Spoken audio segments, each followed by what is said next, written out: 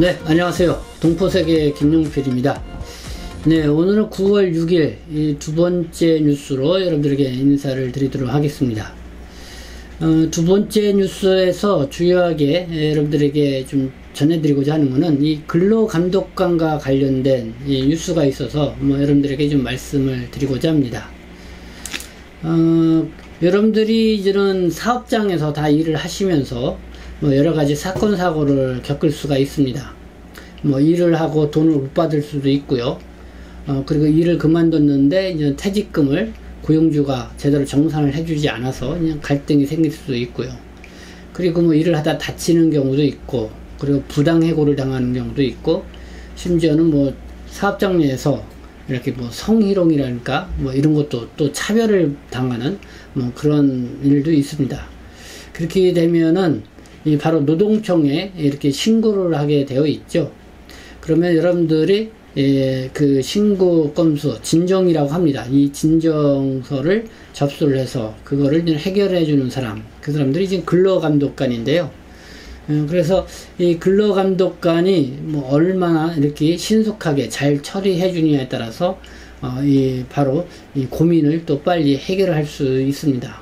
근데 이렇게 근로감독관이 그러지 않고 늑장 처리를 하거나 아니면은 고용주 편에 서서 이렇게 얘기를 한다라든가 또 여러 가지 뭐랄까요, 이 진정인의 어떤 요구를 잘 들어주지 않고 건성건성 이렇게 한다 그러든가 그런 경우도 있지 않을까 생각이 드는데, 특히 이 동포분들도 한국에 일을 하시다가 보면은 이 근로감독관을 찾게 되는 그런 경우들이 많이 있죠.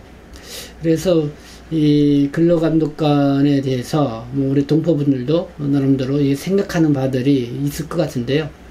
그래서 그와 관련돼서 오늘 좀 뉴스가 나온 게 있어서 그래서 여러분들에게 좀 말씀을 드리고자 합니다. 먼저 말씀을 드리고 싶은 거는, 제가 지난 토요일이죠, 이 중국 동포분들이 보내주신 이 고충 상담, 이 사례들을 이렇게 좀 모아서 전달을 해드렸습니다. 근데 이 사례들 중에 이 실업급여하고 이 퇴직금과 관련된 내용이 있었는데, 한 분이 이런 분이 있었죠. 이 5년 동안 근로계약을 체결을 하지 않고 이 파트타임으로, 그럼 하루에 3시간, 4시간 정도만 이렇게 일당으로 이렇게 이제는 일을 했죠. 근데 그거는 일당으로 받지 않고 그냥 월급으로 이렇게 받아가지고 이렇게 해왔는데, 과연 이 일을 그만두면은 이 퇴직금을 받을 수 있냐 이렇게 문의해 오는 내용이 있었습니다. 그래서 이거에 대해서 어떤 분은 근로계약을 체결하지 않았기 때문에 퇴직금을 받을 수 없다 이렇게 댓글로 남겨주신 분도 있었고, 또 어떤 분은 근로계약을 체결하지 않았다 하더라도 일정적으로 거기 회사에서 꾸준하게 일을 해왔다는 것이 입증이 되면은 이 퇴직금을 받을 수 있다. 그러니까 빨리 노동청에 가서 상담을 받아라. 이렇게 이렇게 조언을 해주시는 분도 있었습니다. 바로 이렇게 노동청에 가서 상담을 하게 되면은 진정을 하게 되는 거죠. 그렇게 되면은 바로 이 근로감독관에게 그 진정을 받아들여서 이 근로감독관이 그 상담을 해주고, 그래서 그 문제를 해결해주는 역할을 이렇게 하게 돼 있죠. 그렇기 때문에 이 근로감독관, 국내에서 특히 일을 하시는 노동자 신분으로 일하시는 분들은 이 근로감독관의 역할에 대해서 좀 잘 알아두실 필요가 있지 않나 이렇게 생각이 듭니다. 그래서 이 근로감독관의 인터넷으로 여러분들이 이렇게 지금 검색을 해보면은 어떤 역할을 하는 사람인지 금방 찾아볼 수가 있습니다. 이 네이버 지식 검색 이렇게 쉽게 여러분들이 네이버 거기에 이렇게 많이 찾아보죠. 거기 나온 대로 제가 설명을 드리면은요, 이 근로감독관은 이 근로기준법에 규정된 근로조건의 실시 여부에 대한 감독 업무를 담당하는 공무원 이렇게 소개가 돼 있고, 노동관계 법령을 위반한 범죄에 대하여는 형사소송법의 규정에 의한 사법경찰관의 직무를 수행할 수 있다 이렇게 설명되어 있습니다. 그리고 근로감독관 제도는 근로자보호법의 실효성을 확보하기 위해 사업장의 근로기준법 준수 여부를 감독하는 제도이다. 이렇게 나와 있습니다. 그러니까 이 노동청에 있는 이 근로감독관은 이 고용주 입장이라기보다는 이 노동자나 이 근로자 입장에서 바로 이렇게 경찰관처럼 이렇게 역할을 해주는 그런 역할을 하는 사람이다, 그런 공무원이다, 이렇게 또 생각을 하시면 됩니다. 그래서 여러분들이 이 사업장에서 여러 가지 뭐 고민거리가 생긴다라든가 애로사항이 있으면은 노동청에 이렇게 여러분들이 진정을 해서 그럼 근로감독관에게 이 상담 신청을 해서 이렇게 하면은 아마 성실하게 잘 상담을 해 줄 거라고 생각합니다. 왜냐하면 이 근로감독관이 이 제도가 생긴 거는 결국은 이 사업장에서 일을 하고 있는 노동자, 근로자들의 권익을 지켜주기 위한 그런 역할자로서 하는 그런 공무원이기 때문에 그렇습니다. 근데 이 근로감독관이 이 그런 역할을 제대로 안 하는 그런 사례들도 있는 것 같습니다. 그래서 오늘 날짜 신문을 보니까요, 이 서울신문은 을의 눈물을 닦아주라고 했더니만 값보다 더한 근로감독관, 뭐 이런 제목으로 기사가 게재가 됐고요. 그리고 연합뉴스에는 근로감독관, 이 노동법 단속 경찰관 노릇 제대로 해야라는 이런 제목으로 기사가 게재가 됐습니다. 그래서 이 기사는요, 이 직장갑질 119라고 하는 단체가 있습니다. 이 직장갑질 119라고 하는 단체가 지난 9월 5일날 근로감독관 갑질 실태 보고서를 발간을 했는데요. 이 실태 보고서는 지난해 1월부터 지난 6월까지, 그러니까 한 1년 반 동안 이렇게 제보를 받은 겁니다. 이 직장 내에서의 이 갑질이 해당되는 그런 상황을 했는데, 총 한 179건이 접수가 됐습니다. 그래서 그거를 사례집과 함께 이렇게 실태 보고서를 이렇게 발간을 한 것입니다.